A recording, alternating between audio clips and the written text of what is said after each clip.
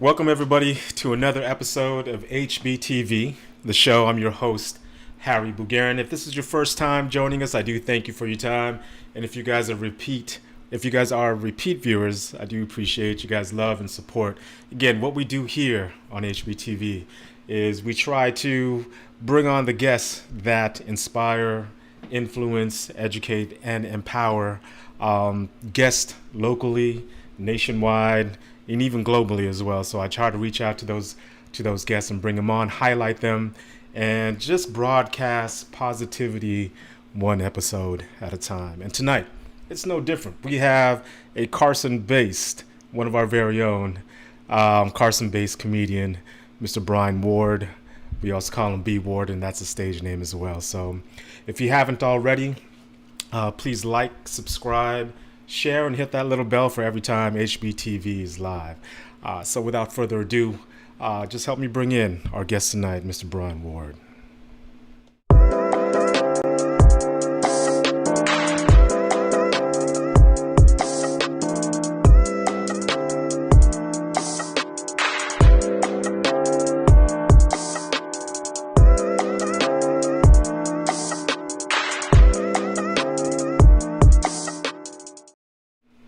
B Ward, what's going on? Can you hear me?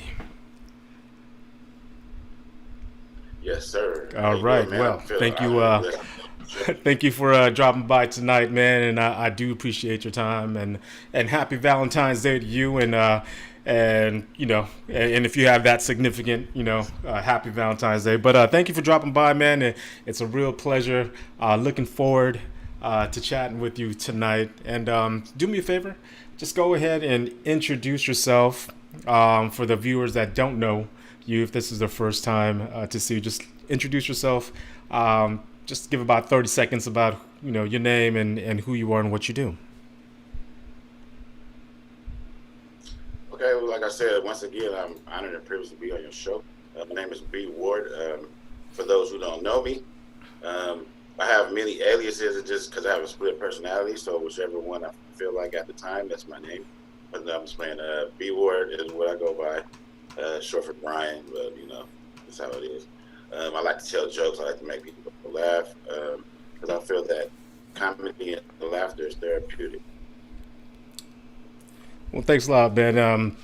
And I apologize, viewers, if you did see a few things change with the screens while Brian was introducing himself, just going through some little clicks here, and I accidentally clicked a few things. But anyways, thank you, Bree. Thank you for that.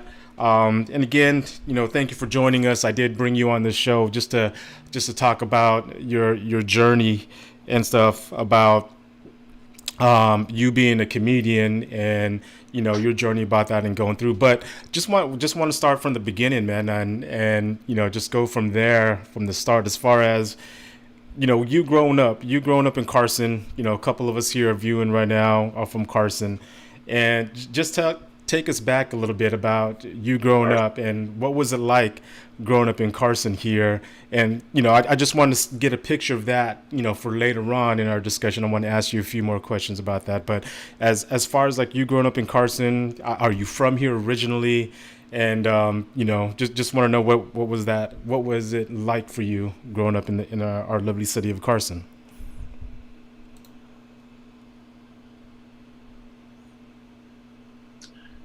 Well, yeah, born and raised in Carson, Southbay area. Those who don't know, it was an honor and a privilege to grow up in Carson. Honestly, man, because it was a melting pot of cultures, man. You had everything from Samoans, Filipinos, blacks, even white people were here back then. They're starting to come back now through gentrification, but I welcome them back because they're funny as well. But growing up in Carson, it was a privilege, man, because you had a chance to, infuse with a lot of cultures, man, and just get to know people. Because now, with the times how they are, knowing a lot of different cultures and races, it's helpful. It has helped me become who I am in a sense because, like I said, I used to go to Harry's house and get some lumpias back then. I love lumpias. I'm gonna give a shout out to the lumpia people, but I like to pay a lot of homage to my parents, man, because my parents, they taught me, if they haven't taught me anything else, they taught me how to talk a lot of smack. Because wow, they talk a lot of smack. So, but no, it's man, like I said, it was a privilege to grow up in Carson, man, only for the simple fact that you had a chance to grow up around different cultures and races, man. So that attributes to a lot of my humor because some of the Samoans was funny, the Filipinos was funny, the Mexicans was funny. Everybody's funny, man. It's just I love it. No, and it's great that you bring that up, and my I got kids, and I talk about my childhood as well, and friends, and we have different pockets of friends and things like that. Like you just mentioned, we just had a melting pot here, and which was great, like you said, to grow up with different people. Now, as far as comedy for you, right? For comedy for you, things are fun. Where did that all start from? As far as was it a movie? Was it your group of friends during that time? Was it what got you? What got you that hit you? Like, man, comedy is pretty cool. I love watching, or I love telling jokes and things like that. When did that actually start for you? Was that like elementary, junior high school? Take us back with that one. Yeah, well, yeah, I would like to say it attributes a lot of classroom stuff. Because I had a mother that was a teacher, my aunties and uncles were teachers. My best friend's mother was a teacher, so I got education down pat early. So I was bored in class and just made a lot of jokes. And one of my good friends, he tried to get me in trouble because he used to laugh at everything I did. I didn't even think it was funny. Like half the stuff I didn't even think was funny. And and you think about movies like Eddie Murphy, man. He had a big influence on me. Just being funny, but yeah, I think it's just a lot of boredom, man. And I'm a goofy dude. I used to always get in trouble because I used to try to joke around. Yeah, man. No, I dig it, man. I mean, for us, when I go back to my daughters and talk to them about stuff you got to be book smart, then you got to be street smart. And then, growing up back in the day, is I was telling him, I said, like, with your circle of friends, back then, it just depends what friends you have.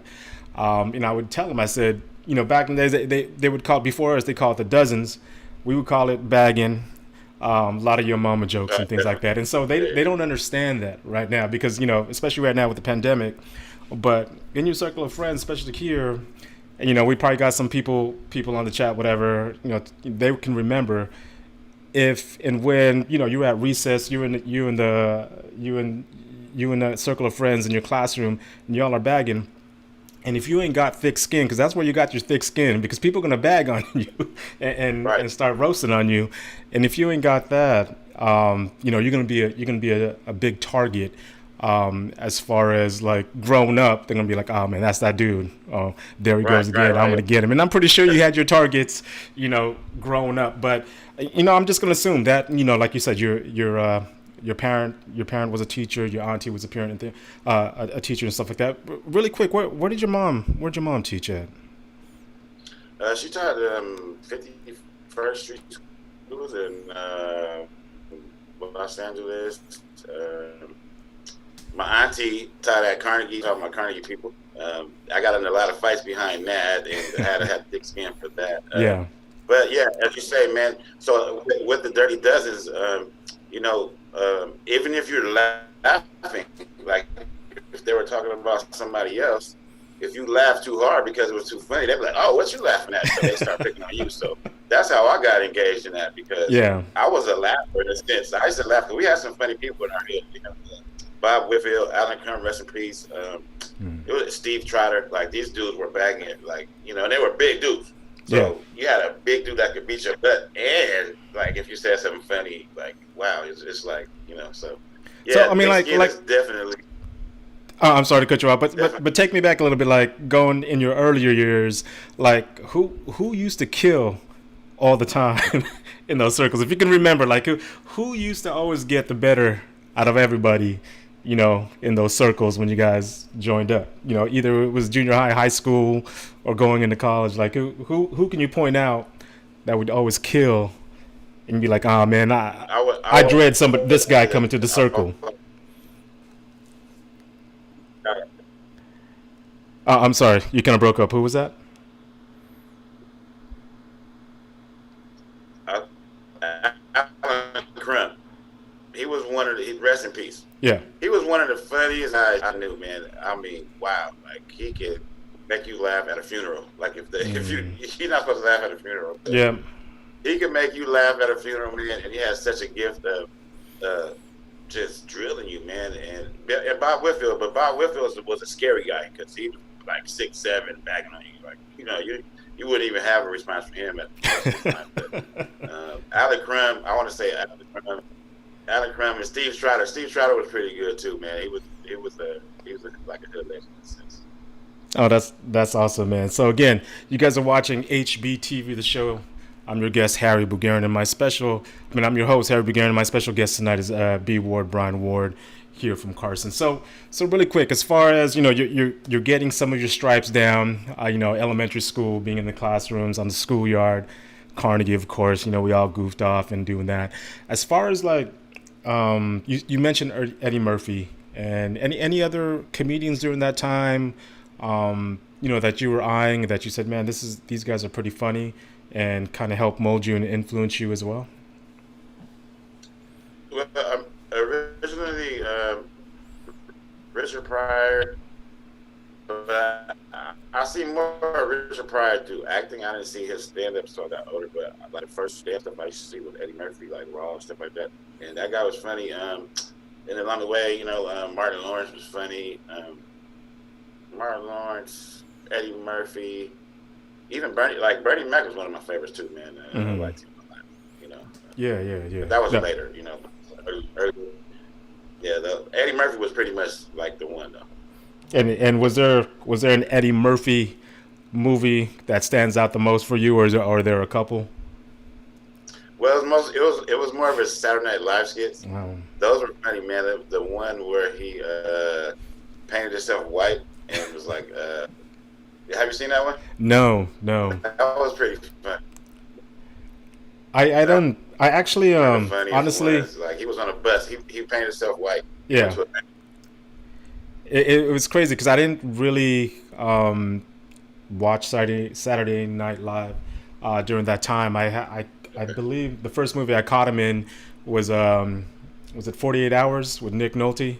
Um, I think that was called what it was called 48 Hours. But he was funny there. Then I saw some other movies and of course yeah. Raw and Yeah, he was Golden funny in Child. everything. It was funny. Yeah. Yeah, Yeah. that's really cool. I love Eddie and things like that. So as far as that, I don't know what were you doing, like were you all into being on that route or that journey to be a comedian? Like, did you think about that in high school or college? Like, when did that start going through for you? Um. Well, the journey, honestly, the journey has been lifelong, but just being funny, like naturally. I don't. So half of the time, I don't even try to be funny. Like I'll tell people like stuff that happened to me during the day, and they're dying. I'm like, dude, I'm not trying to be funny. I'm telling you what really happened. So I had a lot of that influenced me. You know, Yeah. like why are you laughing, dude? Like I'm telling you what really happened. But yeah, so it's been a while. I haven't had the courage to get on stage, but once I started doing more like, I started doing announcing for the school. So I announced like high school sports and stuff like that. And Mm. people always tell me my voice is this and that. You know, I'll make my voice sound deeper or Yeah. high. I don't know. Yeah, so like when it was still like pounding in my mind, like what should I do as far as this? Because I wanted to do voiceovers first. Mm. But at a point, I was at a party, and this guy was like, "Hey man, do you do comedy?" Because I was, I had a couple of drinks and was just talking a lot of smack or whatever. And this guy was like, "Hey man, do you do comedy?" I was like, "Nah, but I've been wanting to." So he asked me like, "Hey, I host comedy nights.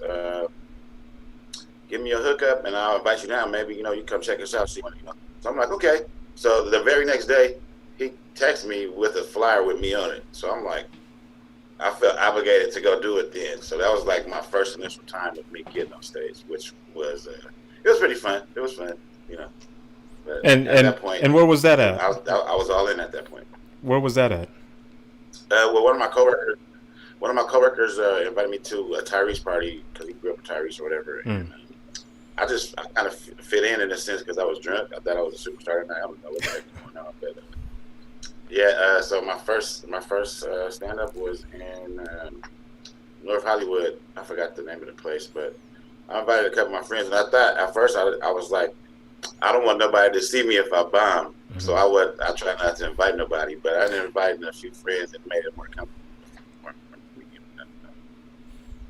It was a blessing.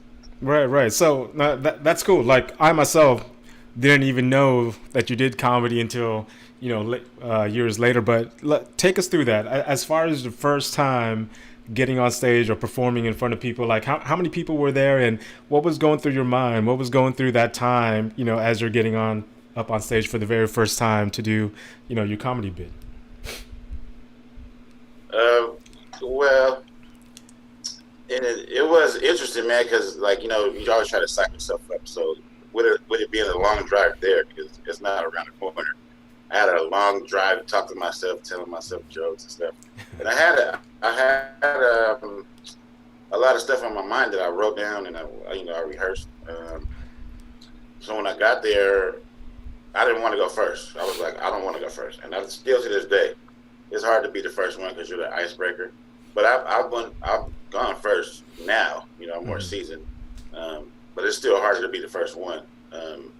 But I got there and I just kind of judged the crowd. I looked around. I was like, it was a couple of comedians that sucked. So I was like, hey, well, it won't be that bad. Like these guys really suck. So like I can't suck more than them. So I'm more comfortable with telling the joke that I had, which was more of a family joke about like my brother, my kids. I said my kids don't look nothing like me, but they look the same, but they look like my brother. And I said, well, damn, that's kind of crazy because how they look like my brother and not like me. But I said my brother's kind of like a hoe in a sense too. So I was just like, they might be my nieces and nephews, not my kids. You know? Yeah. Go Rob. No, Right, that's funny. But yeah, it all started from there, man. And it was a good feeling, man. I had a great feeling from that one. I invited one of my coworkers that has this distinctive laugh. That's the key to doing a good show. You gotta invite people who you know that laugh at everything in a sense, and then put the thing in the front row, because she has a very distinctive laugh. You can hear her laugh throughout the crowd. But yeah, it was good. That's awesome, man, and I'm glad you took that first step and you found comedy for you. Now, for this question, is like, what is it? What is it about comedy? What is it about comedy that kind of inspires you or drives you to continue or keep doing what you're doing with this? Because not everybody can be a comedian. Just like you said, there's, I don't want to say the word sucky, but I mean, come on, there's some people that are not too funny. I remember one time, Brandon Warren out there, DJ Mystic, shout out to him if he's watching. We went out to Santa Monica at the Improv. I don't know if it's still there, was there, but I went there with him. I think we were trying to get like a DJ gig to be like one of the house DJs there on certain nights. But we walked in on some of the comedians, I guess, trying to audition. But again, some of them weren't just that, not just they weren't funny. You know what I mean? So it was kind of hard to connect with them. But as far as like you said, like what drives you? Like what is it about comedy that you do this? You put yourself out in front of everybody. You kind of get yourself vulnerable for people, because there's a lot of people out there who have different opinions. This person's funny, this person isn't. Like, how do you just let that guard down? And what is it about comedy that pushes you?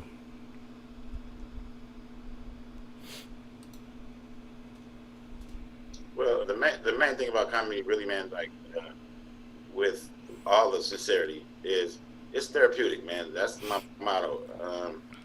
Because you have ups and downs in life, man. And,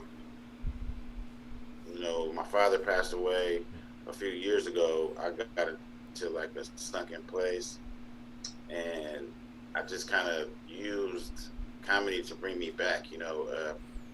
It's a spiritual feeling to make people laugh, and I think it feels good. Like the other night, I had a show where it was just nothing but comics there, and they're like the hardest crowd like ever. They don't laugh at nothing. So I watched a few people go, and I just kind of went up there and just started talking. I don't have anything rehearsed. A lot of the times I rehearse. Sometimes I don't. It's the feeling you have if you're in a good, like, I guess it's your mood in a sense too. Because I always kind of judge the crowd. But judging the crowd of comics is hard because they don't laugh at nothing. But they were dying, man, and I was just like, wow, what the heck? It was pretty. It was like a healing moment for me just to hear everybody laugh. And that's what it is. Like when you have a crowd of people and you can make them laugh, because like I said, if you see other comics get up there, you have hecklers and everything. But like, it's just a warming feeling to make people laugh and smile, and then especially at your misery, because that's all I talk about is my misery, man. I'm gonna be in a lot of trouble for being on the show tonight because it's Valentine's Day, and I'm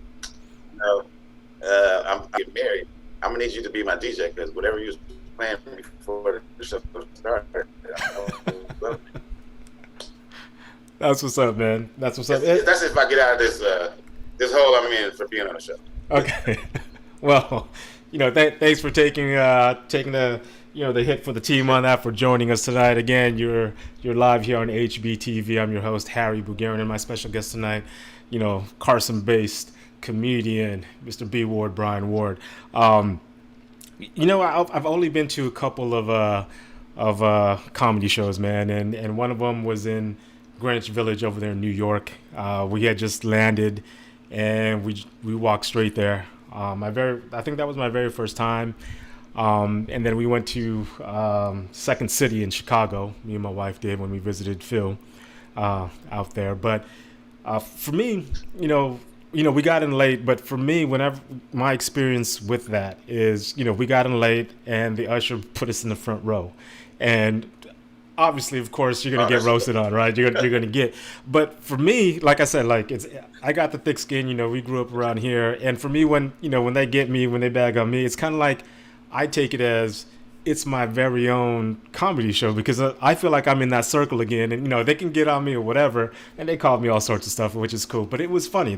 I enjoy that kind of feel. I don't get hurt, everybody's laughing or whatever. But what is it with that front row? Like, why do you guys, as far as comedians, I don't know if you do, but why do y'all pick on that front row versus that back row person? Well, obviously, it's easier to see in front of you. It's kind of dark in the back, especially for a lot of black people. Not to put down the race. Yeah. No, I too was a victim of the front row years ago at days or something like that. And Guy Torrey just went off on me, man, because I ordered a water. It's 2 minutes. I had a water. He was like, "Look at this cheap dude getting water." And I'm like, "Dude, I can't drink water." But I didn't get offended. I was just like, I would never sit in the front row. Really? But yeah, it's the front row is right there, man, and then it's and if you see something, it's very easy to observe something that's happening right in front of you. So it's easy. It's an easy target. That's it. Just easy target. Easy target when you sit up front. Yeah. I like it. I'm engaged, and like I said, it makes me feel like it's my own very show type of thing, and I'm in that circle. But do me a favor, man. Like a lot of us, we haven't, had that opportunity to get on stage and tell the jokes. Maybe at the family parties, maybe like I said, like hanging out in the garage. But as far as like that grind, the preparation, walk us through like where do you pull, that content that what you're going to save for that night? Is it stuff that you already had from like years ago and, during the day or a couple days before? Like, what do? Do you write all that stuff down, rehearse it in front of the mirror? You said you had a long drive. You're talking to yourself. Take us through like, that daily grind. Maybe is it a week before, a couple days before the show? How do you get yourself prepared? Where do you get your material and things like that? Well, that part it depends, man. Because like if you have like a white bass crowd or like a mixed crowd, there's a little different engagement, and then you have like your hood crowds, man. Those are like the toughest crowd. Oh my god! But in a sense, you have written material. As of late, though, with this stuff going, like the pandemic and stuff going on, like I have a lot of written stuff. But it's like, the punchline of written.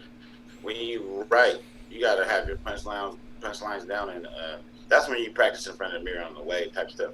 But what I've learned of this last few months is I kind of judge the crowd more, and just engage with a few comics.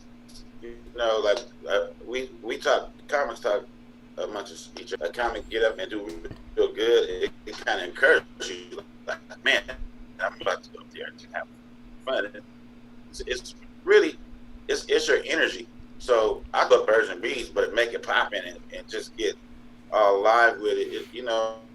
It's the energy of your show, man. That's what a lot of it is. So I try to now, what I've been doing, I get my energy levels up and be more charismatic when I get on stage. Because it's more, like your topics, you got to have the right topics. Mm-hmm. You talk about current events, you talk about personal stuff. I talk about a lot of personal stuff because I got a funny life, man. Like I said, I work with a lot of disabled children, so I have a threshold. I hold in at work a lot, so I got to let it out a lot, you know what I mean? So I just look at a lot of humor with material. It's not, I'm not picking at that, but it just makes my life, like, I find humor in everything. Like I said, I can find humor at a funeral. I don't want to, but if I was at a funeral and somebody had on some good stuff, I might laugh at that, even though we're there, like, for a sad reason. But why do you got on house at a funeral, dude? Like, you couldn't wear nothing better, But it's just a lot of it's more stage presence. Like you have to be in the right. You can't go and tell jokes if you're sad. Obviously, you can't be in the right state of mind. Like being down and Debbie Downer on stage. Those are the people who don't get laughs, and they stand on stage and bomb because I wasn't in the right state of mind. Now that's why I said I was at the hood. I was at a hood one, and I guess I wasn't hood enough, because I got two parents. Like it's hard being hood when you was raised by two parents, But yeah, it's energy and getting your mind right. Sometimes you can freestyle. Like I've been freestyling the last few times, man. And I've been doing good, so I'm like, I don't want to get too used to freestyling because it's not always good. But I always have rhythms in my pocket, and I kind of go off of what's going on around me, So it's a lot. There's a lot to do, but once you get into the zone, it's easier. As far as some places, venues or events that you had the opportunity to do stand up, is there anything like a couple of events or venues that stick out in your mind that have been that you remember well that has been an impact in your life? Yeah, it was a Veterans Day. I'm not a veteran. It was like a veterans fundraiser for the vets. So it was around Veterans Day, and it was asked by a friend's father. He's a vet. He said they're doing a comedy thing, fundraiser for a veteran. It was local. Yeah. And it was like my first time being first. Like they put me on first, and I was like, oh man, I used to be first. And I actually went to my writtens, and I kind of judged off what kind of crowd it was, and it was actually dope, man. Like I wasn't expecting to do that well because I never go first, so that was like the first time I ever went first. And going first, you're the icebreaker. So like, which can go either way, because if you're Duddy, the next guy can make you seem terrible because all you have to say is one thing. But going first was the eye opener for me that made me say, you know what? Because that was the first time I felt the like this rage, like adrenaline and stuff. Because I was like, man, I went first. And I did good. All the people were coming up to me. It's like, dude, you did good, man. Oh my God. So I was geeked off of that. And again, I had some Brandon. He usually is like there at all my shows. He would, make you feel more comfortable. But that show right there, that was the one that made me go, you know what? Maybe I do have something, because that was my biggest fear, to go first. And once I did that, and I did a good job, unless they were lying to me, they were fake laughing. I don't know how it went, but I felt good about that one. That's what's up, man. That's good. Again, you guys are watching Hbtv, the show, and again, I'm sorry if I have a little bit of my clicks going on because I did close out on my YouTube webpage here, but now I got it back up. I see a couple people in our chat, our live chat here. We got one Future Unlimited, Phil Uranza, shout out to him. My wife Sheila Alcantara, she says welcome Brian Ward. We also got Deron Johnson here. He's saying what's up, and Miss Melanie Wynn, and she asked really quick, who was your auntie at Carnegie as far as a teacher? I want to know too. I forgot who your auntie was at Carnegie. Come on, nobody. Okay, now see. Who was it? This is where I started really, because I got a lot of flack for that. Miss cooking teacher. You kind of broke up. Who was it? Miss Carter. Miss Carter. Oh, Miss Carter. Okay. All right, Mel. So Ms. Carter. Oh, and one other thing, my sister says, "What's going on? What's going on, Brian?" So that is cool right there. So again, you guys are watching HBTV, the show, with my special guest all the way from Carson, California, Mr. B Ward, and we're just talking about his journey as being a comedian and what it means for him, and him sharing his passion and what he loves to do, and making people laugh. And he believes that it is therapeutic. I believe it is as well. Just like music, how it hits people, laughter does the same. It can be that medicine. So really quick, Bree, as far as this past year, this whole 2020. I know you guys. When I say you guys, as far as the comedians and your network of people that you roll with, like how has that been a challenge for you guys? What have you guys been doing since last year to try to keep, you know, shows going, your skills up, you guys support for each other? What have you guys been doing this past year of 2020 and going into 2021 for the last couple months? Yeah, it's been kind of challenging because around this time last year, maybe around January, it was Martin Luther King Day. I had the privilege of hosting my own spot. You know, I had my own venue. I brought comics in. It was local too, for those who hate to drive to Hollywood and all those far places, Lakewood, like the Lakewood area. I had maybe 3 shows, and then the pandemic hit. So at first, it was just weird, you know, because you get into this frenzy of wanting to talk and make people laugh. A lot of my comic friends were doing virtual comedy and doing a lot of it was a lot of virtual stuff. And at first, I wasn't into the virtual thing because I feel more genuine being around a crowd. You know, like Okay. I don't want a synthetic laugh like how the NBA stuff has a fake crowd. I don't want a fake crowd. Yeah. I want a live crowd. So, but a lot of them have revolved into, like, I don't know. There's a lot of underground spots we do, which is kind of dangerous, you know, because I'm like a germ freak. But you know, it's venues out there. Like I know a few of my comic friends. They've been traveling to the States who are like Trump supporters and, you know, don't care about the pandemic. Or you can go to Orange County, but I just feel like it's kind of scary. It's kind of scary to be around a crowd. So I'm thinking of going more virtual now. And this is like, you know, this is going to be my first time going virtual. So maybe this will help me get over my fear of being virtual. You know, maybe I will get a synthetic crowd. I don't know. Yeah. It's been challenging, man. But a lot of us still keep in contact and come up with ideas. Like I have a appointment to do like some sketch. You know, we're going to do some comedy sketches. We're going to have like Zoom meetings and stuff and try to get some sketches together. I have a lot of stuff on my plate now as far as like trying to get over the hump of the, you know, be at home thing. So.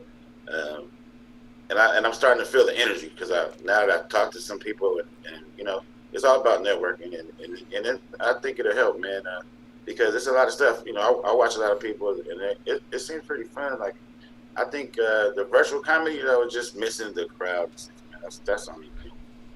Yeah, no, I get it, man. What about like doing things like outdoors instead of indoors? Maybe like do an outdoor event, stuff like that. Maybe that can help with your network. Unless you guys are already doing that as well. Well, yeah, it's a spot. Local spot, which is a hood spot. I don't know if you guys like hood, but I thought it was pretty dope because they have the stage. They have it segregated where it's like the stage is inside, but they have TVs out on the patio area so you can watch the show out there, which I thought was pretty dope, and it was cool. Like I like that idea in a sense too. You know what I mean? Yeah, outdoors is pretty cool, but you know, it's just still kind of scary because when the pandemic gets closer to home, like I had a close friend have it, so it got me scared and spooked again to even go out and get my mail in a sense, you know. But, I don't know. I think it could work. I think it could work. It's just you have to follow the guidelines and stuff like that. But outdoor cinema, I think, like I said, if it's like more of those to come, then I think it'll be cool. Yeah, that's cool. So, just really quick, with the time that we have, just going to ask you a couple more questions, Brian. Thanks again for taking the time to be with us. But as far as like what do you envision as far as comedy? Where do you want to take it to? Where do you see yourself going with it? And you know, what do you want to do? So as far as like what I've gotten into lately, like I said before the pandemic hit, was I wanted to provide a plateau for like up and coming comics or just people who want to get in front of a crowd, or I had like open mic nights one night, and then we had like our feature show. So in a sense, like I got into hosting comedy, and it's much more easier Mm-hmm. with your material, you know. But since I haven't been hosting, I've just been like going back and just telling jokes, and it's given me a drive to want to do that more instead of just being like the easy route and just hosting. I enjoy both of them, but I really do want to be a provider and present plateaus for comedians and laughter, because like I said, my main thing is the therapy, man. It brings me up when I'm down. It's needed. It's needed, and you know, pretty much that's it. I just want to be a provider and put a plateau out there for people to express their their jokes and create laughter amongst people, man. So if I had to do it myself, I'll do it myself. If I can create a plateau for myself to be a Kevin Hart or whatever, but you know. No, That's pretty much it. that's great. I want that. Like, You open to like collaborating with people and getting on projects with different people as well? yeah. So a few of my comic friends are writing scripts right now. They're trying to do like deals with Netflix, short film sketches, like comedy sketches. I'm all about networking, and I'm always on the grind as far as that. Like I love to work with people. I'm a people person, so I like definitely like working with people, man. It's so much easier, unless they're like some buttholes, but even then. No, I hope you get to work with some great people and collaborate and push what you're doing, your passion and your love to do with the comedy and writing the different scripts and things like that. So if there's anything that I can do and reach out to my network and just get your message out, I definitely will. Definitely let's talk more about that. But just really quick, we're coming to our time here. As far as like your message, for anybody who's watching us today, right? There might be somebody who may be younger than us, or maybe even like starting out in our age, and say, man, I want to do exactly or something like what Brian has done. Like what kind of message would you give to that person who wanted to get into comedy, just doesn't know how, doesn't have that that confidence or that courage to take that first step to get on the stage? Because it can be pretty scary, right? It can be pretty scary. But what advice or message would you like to share to that person or those people? So basically, just like believe in yourself. Give it go for it, man. Hit it once.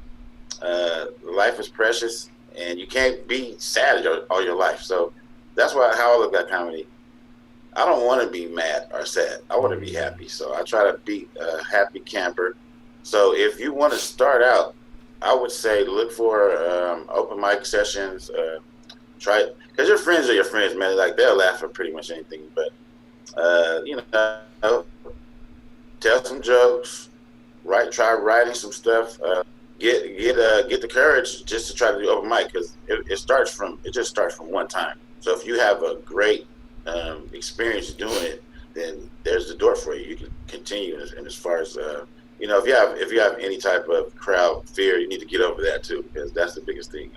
The crowd fear, because like when I get on stage, I zone out. I'm not myself anymore when I get on stage. I completely zone out, and half of the time I don't remember what I said. Like it's just that funny to me, because I get into like a character and I black out until I get off the stage. So try to just build up.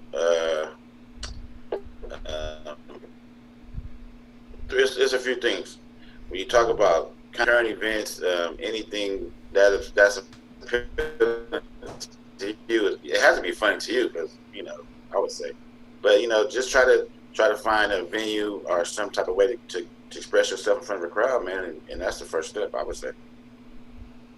or you can link up with me, and I'll put you on my stage, and then do it like that.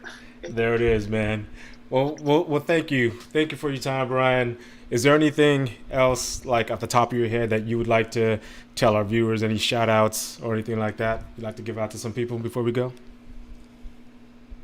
Yeah, shout out to all my Carson folks, even Banning High. I work there now. I went to Carson, I work at Banning. So,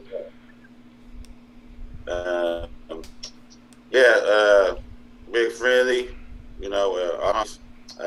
Like I said, HB it's been an honor and a privilege to be here, man. I've been excited all month thinking about this show. So, thank you personally for having me here, man. No, well, thank you, brother. And for some of you guys who don't know, me and Brian, we grew up in the same neighborhood, the same blocks, man. Used to, like you said, he used to come over to my house to get the lumpia or whatever. We have D. Ross on the chat too, on the live here. He used to take my Transformers and my Voltrons and things like that. So, and we got Brandon. So we got some good friends on the chat here, and we go way back, and it's actually really cool because this is a side I haven't really learned about you and chatted with you about, and just got to know you a little bit better since we first met, probably about 84, 85, back in Del Amo. So continued blessings to you, brother, and it was great to know about what you do. Any way that I can support, my network can support you to keep pushing the comedy and what you do, please let me know. And again, thank you for that time, for being here. You stay blessed and you stay safe, man, and tell everybody at home, your family, love from us as well, man. You have a good night. Shout out to the Picklebacks, and then just post my Instagram and thing, man. So if y'all want to follow me, y'all can follow me. I would love to have you guys follow me. Picklebacks for life. All right, Brian. You have a good night, man. I'll check you later. All right, so that was my special guest tonight. Brian Ward.